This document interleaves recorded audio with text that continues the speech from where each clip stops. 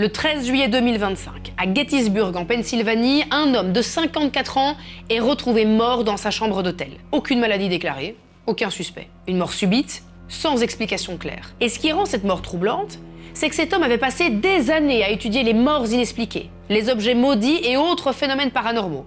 C'était son taf. Et pourtant, depuis des semaines, il voyageait avec un objet banal que personne d'autre n'avait osé sortir de sa vitrine depuis des décennies.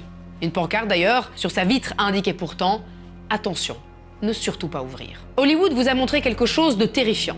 Des yeux noirs, un visage de porcelaine, une présence qui fait fuir tout le monde, mais la véritable poupée, celle qui se trouvait derrière cette vitrine, n'a jamais ressemblé à ça. C'est en fait ce qu'on appelle une Raggedy Ann, une poupée de chiffon pour enfants, celle que des millions de petites filles ont serrée dans leurs bras. Et c'est exactement ce qui la rend si dangereuse.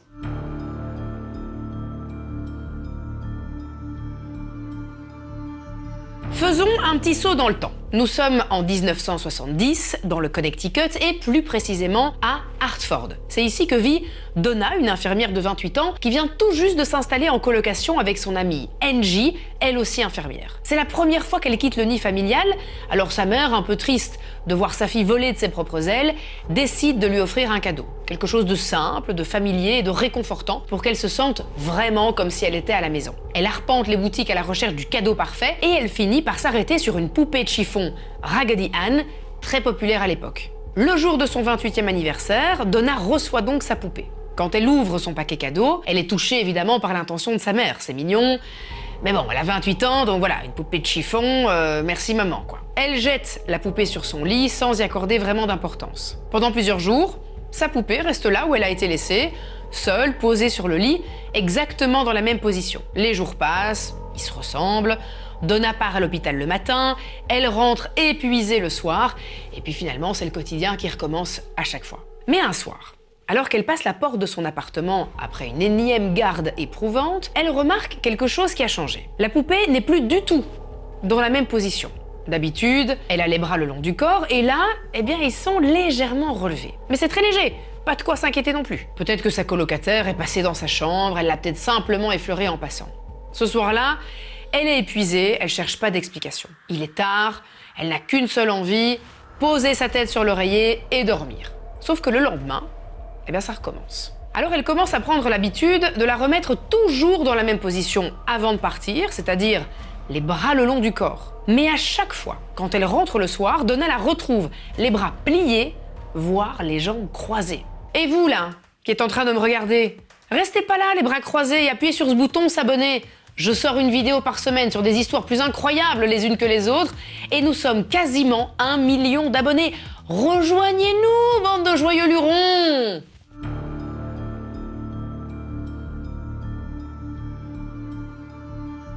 Dans les jours qui suivent, sa poupée ne semble plus se contenter de changer de position. Non. La jeune infirmière la retrouve maintenant dans d'autres pièces. Parfois bien installée dans le salon, d'autres fois assise dans le couloir, et ce, alors qu'elle est certaine de l'avoir laissée sur son lit en partant. La situation commence vraiment à la travailler. Quand elle en parle à Angie, toutes les deux essaient de trouver une explication rationnelle. Elle vérifie les portes, les fenêtres et s'assure que personne ne puisse entrer dans l'appartement en leur absence. Mais pas de doute, tout est bien fermé et rien, absolument rien n'indique une quelconque intrusion. Mais ça veut quand même pas dire que personne n'est entré. Quelqu'un a peut-être aussi réussi à pénétrer dans l'appartement sans le forcer, ou pire, peut-être qu'il est encore là, caché dans l'appartement. Les deux colocataires vont alors décider de placer des petits repères sur le sol. Elles vont laisser volontairement certains objets dans des endroits bien précis. Elles vont verrouiller les portes pour voir si quelqu'un se balade dans l'appartement pendant qu'elles sont pas là. Mais quand elles reviennent, tout est intact. Rien n'a bougé. Sauf la poupée. Elle se déplace de pièce en pièce, que les portes soient fermées ou non.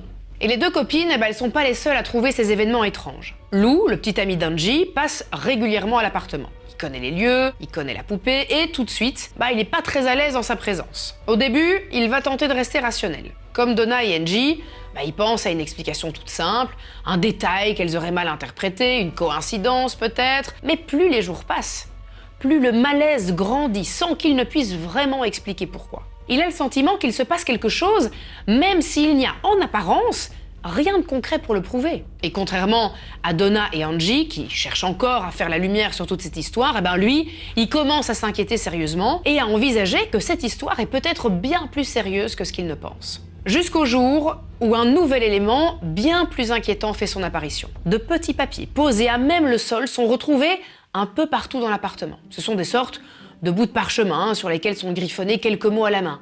On peut y lire par exemple « Aidez-moi »,« Aidez-nous », mais aussi « Aidez Lou », le petit copain. D'autant que cette fois, l'auteur semble directement s'adresser à elle. Mais alors, d'où viennent ces messages et qui en est à l'origine ? Toujours persuadée qu'il y a une explication sensée à tout ça, Donna et Angie s'obstinent à vouloir penser que quelqu'un s'amuse à leur faire de mauvaises blagues. Pour le prouver, elles vont cette fois verser de la farine dans l'entrée. Avec ça, si quelqu'un passe par là, ça se verra tout de suite. Mais sans surprise, le lendemain, la farine est intacte. Et pourtant, un nouveau message est posé juste à côté de la poupée. Cette même poupée aux mains désormais recouvertes d'un liquide rouge qui ressemble à du sang. Cette fois, c'est certain. Quelque chose leur veut du mal, et face à l'accumulation de ces phénomènes inexplicables, elles vont finir par demander de l'aide. Elles prennent alors contact avec une voyante. C'est la première fois qu'elles font ce genre de démarche, donc elles ne savent pas vraiment à quoi s'attendre. La séance se passe dans leur appartement, et l'objectif est plutôt simple, comprendre à qui ou à quoi elles ont affaire. Et ça marche. Pendant la session, une présence se manifeste. C'est un esprit qui dit s'appeler Annabelle Higgins. Elle aurait 7 ans et serait morte tragiquement il y a plusieurs années sur le terrain même où l'immeuble a été construit. Depuis, elle erre entre deux mondes, seule, perdue et sans famille. Donna et Angie, ils découvrent alors à ce moment-là une fillette qui ne leur veut en fait aucun mal. Et ce qu'il faut bien comprendre, et j'insiste vraiment sur ce point les amis, c'est que Donna est infirmière. C'est un métier passion, une profession qu'elle exerce parce qu'elle aime s'occuper des autres. Elle aime rassurer, protéger et guérir, que ce soit tant sur le plan physique ou émotionnel. Et face à ce qu'elle entend, elle perçoit pas de menace. Alors elle accepte que la petite fille reste dans l'appartement et donne son accord pour qu'elle se serve de la poupée comme refuge. Soyons honnêtes. Si on se met à sa place 2 minutes, la décision paraît logique. On a face à nous une enfant de 7 ans, morte, qui dit se sentir seule. Qu'est-ce que vous auriez fait? Est-ce que vous auriez refusé? Est-ce que vous auriez tenté autre chose? Dites-le moi en commentaire. Pour Donna, c'est une évidence. Elle est pleine de bonnes intentions, elle veut aider, elle veut bien faire. Mais la décision de lui donner la permission de rester, ça va complètement changer le cours des événements, et pas pour le mieux.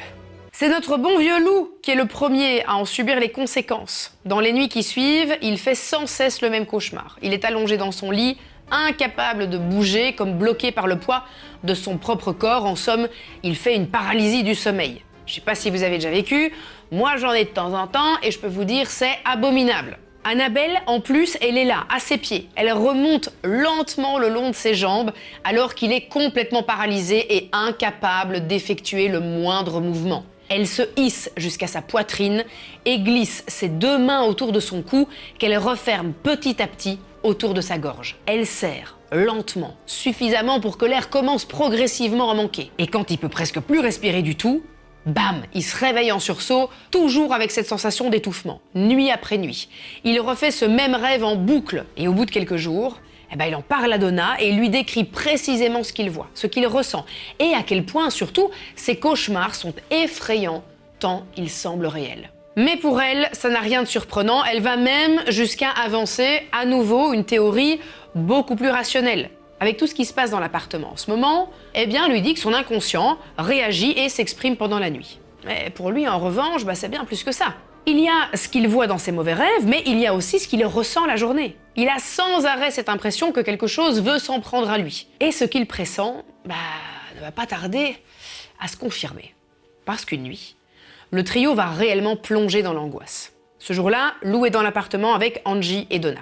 La soirée se déroule tout à fait normalement, jusqu'à ce qu'un bruit se fasse entendre dans la chambre de Donna. Un bruit sourd, comme si un objet lourd était tombé par terre. Cette fois, Lou se lève et s'avance vers la porte. Il l'ouvre lentement. Au premier coup d'œil, rien n'a bougé. Mais en avançant de quelques pas, il la voit. La poupée est là, posée par terre dans un coin. Et elle n'est pas censée être là. C'est surtout ça le problème. Il s'approche pour la ramasser, mais juste avant de la toucher, il sent quelque chose derrière lui. Il se retourne brusquement, mais il n'y a personne. Il se penche à nouveau, il tend les mains vers Annabelle et à l'instant où ses doigts vont toucher la poupée, une violente douleur lui traverse la poitrine. comme si quelque chose lui déchirait la peau de l'intérieur. C'est brutal, il recule d'un pas, les mains tremblantes. Il va ouvrir sa chemise et là, il découvre de profondes griffures. Il en compte 7, profondes comme des brûlures. Et le plus étrange dans tout ça, eh bien, c'est qu'elles vont guérir très rapidement. Le lendemain, la moitié a disparu. Et le jour suivant, il ne restait plus aucune trace. C'est maintenant une évidence, cette présence n'a rien de bienveillant, quelque chose leur veut du mal.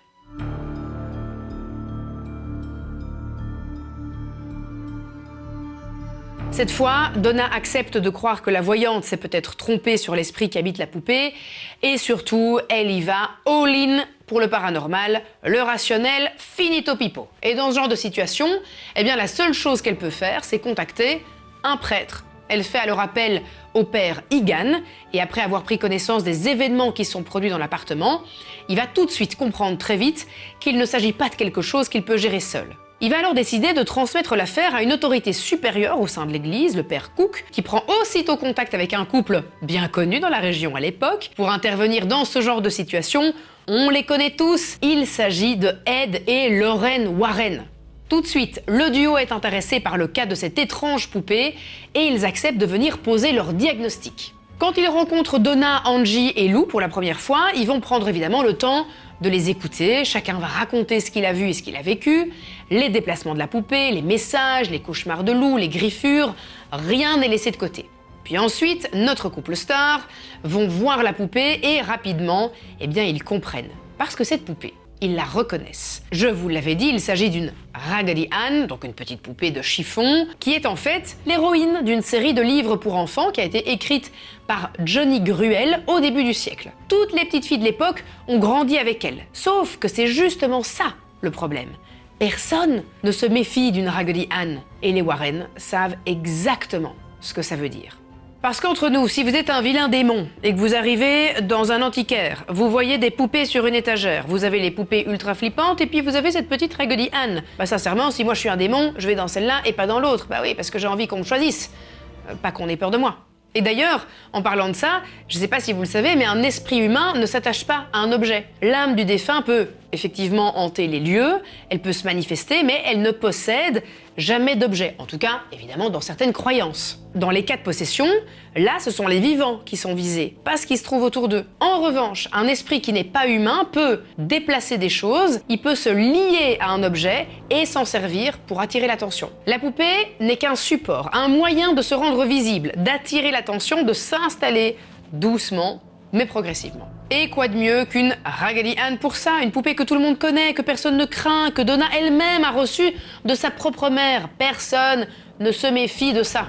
La présence qui s'est faite passer pour Annabelle Higgins n'est pas du tout une petite fille. C'est bien pire que ça. Il s'agit d'un esprit démoniaque qui a fabriqué l'histoire émouvante d'une fillette de 7 ans. Elle a fabriqué sa mort tragique, sa solitude, tout ça pour abuser de la confiance de Donna et surtout obtenir sa permission de rester. Grave erreur. On ne dit jamais à une entité qu'elle a le droit de rester chez soi. Et une fois que cette permission évidemment est accordée, le piège pouvait se refermer, tranquillement, sans résistance, parce que ce qu'il voulait vraiment, c'était pas la poupée, c'était l'âme d'un des occupants de l'appartement. Plus inquiétant encore, tout ce qui s'est passé depuis le début, les déplacements, les messages, les attaques, n'étaient que des étapes vers la possession.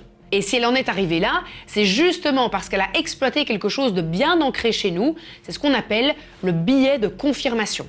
À partir du moment où la voyante a posé un mot sur la situation, donc sur l'existence d'une petite fille de 7 ans, la perception de Donna et d'Angie a tout de suite changé. On ne parle plus de phénomènes étranges et inquiétants, mais on parle d'une histoire. Une histoire qui va nourrir ce filtre. Dès l'instant où l'image d'une petite fille triste s'est gravée dans leur tête, chaque bruit, chaque phénomène étrange va être interprété à travers l'idée que la fillette de 7 ans a besoin d'elle. Une fois que notre cerveau croit avoir compris, il ne cherche absolument plus à vérifier. Il cherche à se prouver qu'il a raison. Et en croyant à l'existence d'Annabelle, Donna et Angie ne remettent plus en question ce qu'elles voient.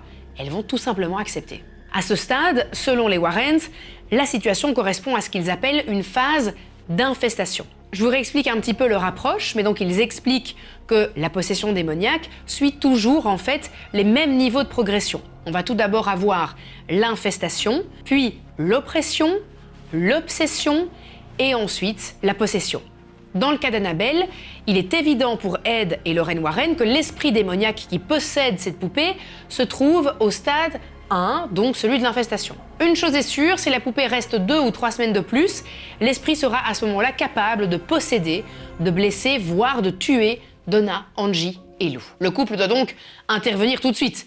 Ils vont commencer par demander au père Cook de bénir l'appartement. La cérémonie se passe plutôt bien. Le père Cook va utiliser une bénédiction qu'on appelle épiscopale, donc c'est-à-dire basée sur un texte assez long qui fait plusieurs pages et dans lequel il ne cherche absolument pas à expulser directement une présence malveillante. La bénédiction, en fait, elle vise surtout à installer quelque chose d'autre dans l'appartement, d'imprégner les lieux d'une présence positive, de renforcer ce qui protège, plutôt que de se concentrer uniquement sur ce qui menace et de rentrer finalement un peu en guerre. Mais après la bénédiction de l'appartement, et par précaution, les Warren décident quand même d'emporter la poupée avec eux pour la mettre complètement hors d'état de nuire. Et ce qui va se passer sur le chemin du retour ne va faire que confirmer qu'ils avaient totalement raison de s'en méfier comme de la peste. Ed et Lorraine quittent la résidence avec la poupée. Elle est installée à l'arrière dans un sac. Ed, lui, il a prévu son trajet en évitant les autoroutes. Alors certes, c'est plus lent, mais c'est nettement plus sûr. Du moins, c'est ce qu'il pensait. Parce que très vite, le moteur réagit bizarrement. La voiture perd de la puissance, comme si elle allait caler. À chaque virage, le véhicule zigzague, les freins répondent mal. Ed appuie de toutes ses forces encore et encore pour éviter la collision. La direction devient de plus en plus difficile à tenir. Plusieurs accidents ont été évités de justesse et Ed a beau tenir le volant avec 2 mains, la situation devient incontrôlable. S'ils continuent, ils arriveront jamais à destination. Alors il s'arrête sur le bas-côté, il ouvre le coffre, il fouille dans le sac noir et il sort une fiole d'eau bénite qu'il asperge sur la poupée. Et l'effet est immédiat. Il se passe plus rien. Ils reprennent la route, le moteur tourne normalement, les freins répondent, la direction est souple et le reste du trajet se passe sans le moindre incident. Une fois arrivés chez eux, à Monroe, Ed installe la poupée sur une chaise près de son bureau et comme ce fut le cas chez Donna, il va retrouver la poupée dans une autre pièce que celle où elle avait été laissée. Lorsque les Warren s'absentent, ils prennent l'habitude de laisser la poupée enfermée dans leur musée. Et pourtant, à leur retour, ils la retrouvent à l'étage, installée par exemple dans le fauteuil d'Ed, et un jour, elle se met même à léviter quelques secondes avant de retomber sur le sol, totalement inerte. Pire encore, l'esprit semble ne pas vraiment apprécier qu'on ne le prenne pas au sérieux. Le père Jason Bradford, un exorciste, va en faire l'amère expérience. Il a l'habitude de rendre visite aux Warren, il connaît leur travail, il connaît les lieux, et il ne croit pas une seule seconde à cette histoire de poupée possédée. Et il s'en cache pas du tout.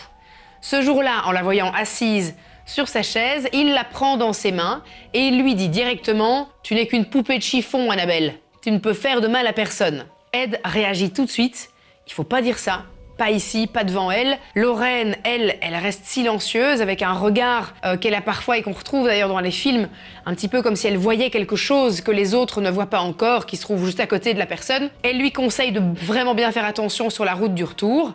Le père, sûr que cette histoire à dormir debout est une farce, ne fait pas attention sur la route. Quelques minutes plus tard, il est victime d'un grave accident de voiture. Ses freins ont lâché à un carrefour très fréquenté. L'accident est si violent que sa voiture est complètement détruite. Le père Bradford s'en sort avec quelques blessures, mais il a frôlé la mort. Et il n'est pas le seul. Depuis qu'Annabelle repose dans leur musée, les Warren ont vu défiler des visiteurs. Des curieux, des sceptiques, parfois des gens qui se moquent.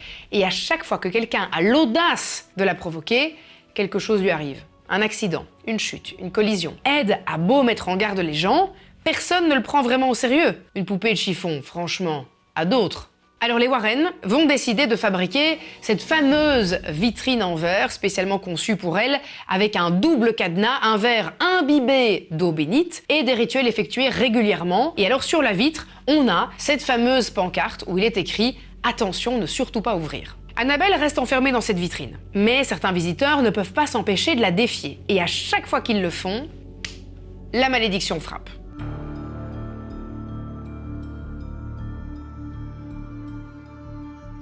Pourtant, en 2025, malgré tout ce qu'il se dit, malgré tout ce qui s'est passé, quelqu'un décide d'organiser une série d'événements autour des objets les plus maudits du musée Warren.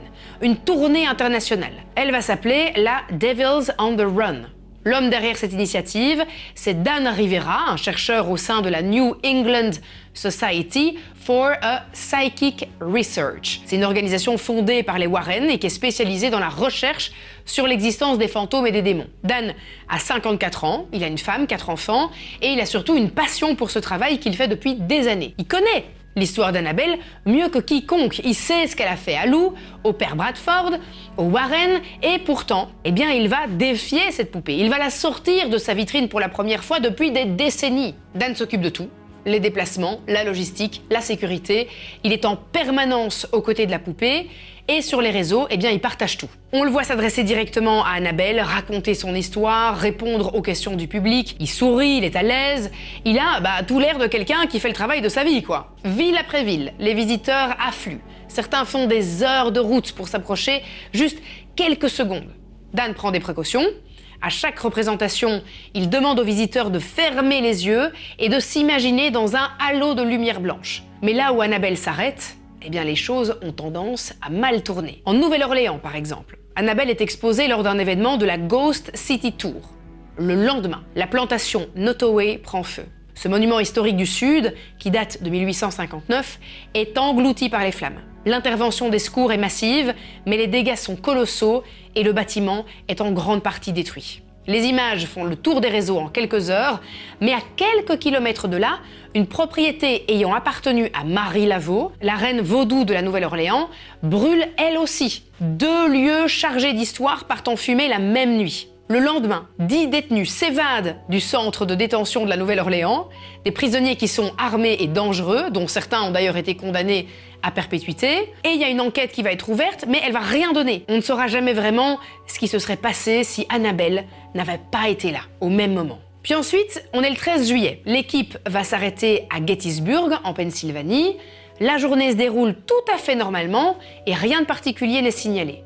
Pourtant, dans la nuit, Dan est retrouvé mort dans sa chambre d'hôtel. Sa mort est très soudaine, il n'était pas malade, il n'avait aucun problème de santé apparent. Une enquête est bien évidemment ouverte, mais elle ne permet pas d'identifier de suspect, ni de privilégier la piste d'un éventuel homicide. Près de 2 mois après sa mort, on a enfin le résultat de l'autopsie, qui va conclure à une mort naturelle liée à des problèmes cardiaques. L'explication est évidemment jugée un peu trop simple pour certains. Comment un homme en bonne santé et sans connaissance de problèmes cardiaques peut-il mourir comme ça à seulement 54 ans et, étrangement, en pleine tournée avec Annabelle?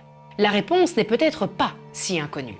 Les Warren ont toujours été très clairs là-dessus. Le danger, il vient pas de l'objet, il vient de la relation qu'on construit avec lui. La poupée, comme je vous l'avais expliqué, c'est qu'un support, un point d'entrée.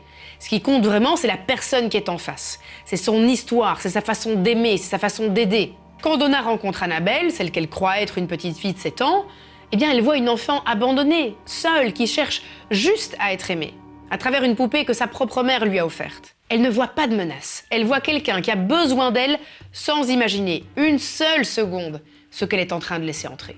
Dan, lui, c'est différent. Il a dédié sa vie au paranormal. Il connaissait l'histoire d'Annabelle mieux que quiconque. Mais à force de lui consacrer du temps, de parler d'elle, de vivre avec elle, il a créé du lien. Il lui a donné une place dans son quotidien, dans son travail et dans son cœur. Et c'est exactement ce que l'esprit attendait. Hollywood nous a vendu un monstre avec un visage identifiable au premier regard. Mais dans la vraie vie, le danger n'a pas toujours l'air menaçant. Il n'a pas besoin de frapper à notre porte. C'est nous qui lui ouvrons. Simplement parce que notre cœur est trop grand pour fermer les yeux sur la souffrance. Alors peut-être qu'il vaudra mieux y regarder à 2 fois avant de laisser entrer quelqu'un ou quelque chose dans sa vie. Si vous avez aimé cette histoire, je vous invite vivement à aller voir ma vidéo sur l'histoire terrifiante de la poupée qui a inspiré le personnage de Chucky au cinéma. Et puis sachez que vous pouvez voir ou écouter toutes mes vidéos sur Spotify. Ciao ciao!